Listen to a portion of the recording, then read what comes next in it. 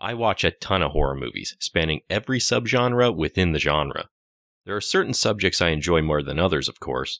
I'm not a big fan of ghost stories, for example, but I'll always make time for killer doll movies. Always. There's just something about murderous dolls I find fascinating. I'm not sure what it is exactly, but hearing the pitter-patter of their little plastic feet tends to set me on edge. And that's why I watch horror movies to begin with, I suppose, so I can feel the thrill of unease. Without a doubt, the most infamous killer doll of them all is Chucky from the Child's Play series. Released in 1988, Child's Play tells the tale of Charles Lee Ray, a cruel, sadistic murderer who's been dubbed the Lakeshore Strangler by the press. One day, while being pursued by the law, Charles ducks inside a toy store.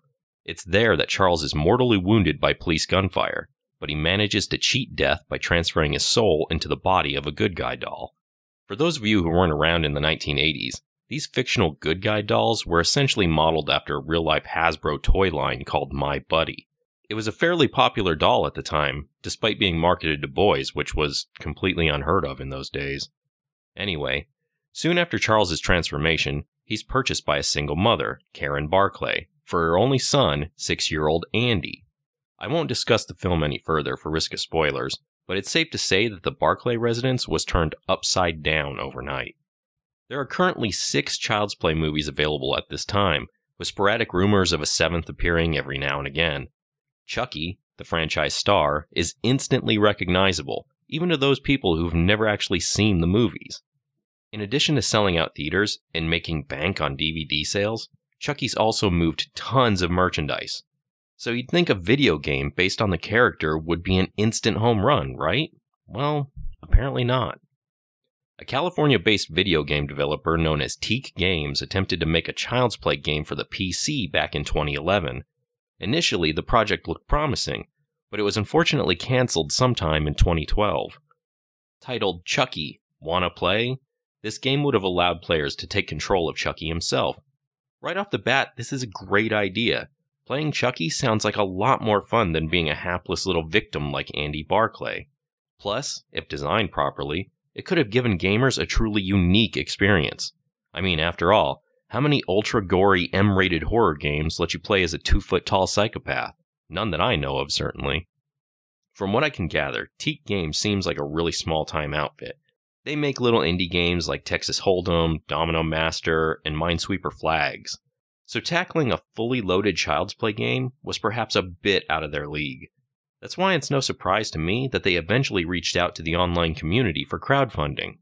A Chucky Wanna Play Kickstarter campaign was officially launched on October 15th, 2012, and was scheduled to last until November 14th of the same year. At the time, Teek Games reported to have over $500,000 and 18 months of development time invested in the project so far. They were hoping to raise $925,000 or more, and offered people an insane amount of rewards packages in exchange for their pledges. The campaign didn't last long, though. Only 19 backers signed up to help, and collectively, only $585 were raised.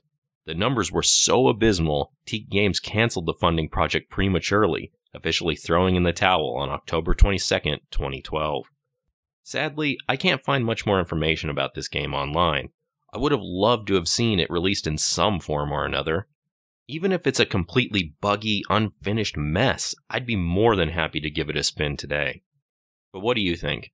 Did you even know a Child's Play game was being developed at one point? Do you think it could have been any good? And what do you think of the movie series as a whole?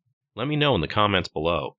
Personally, I think the first 2 films are solid. The third starts to fall apart almost immediately, and parts 4 and 5 are a worthless comedy shit show.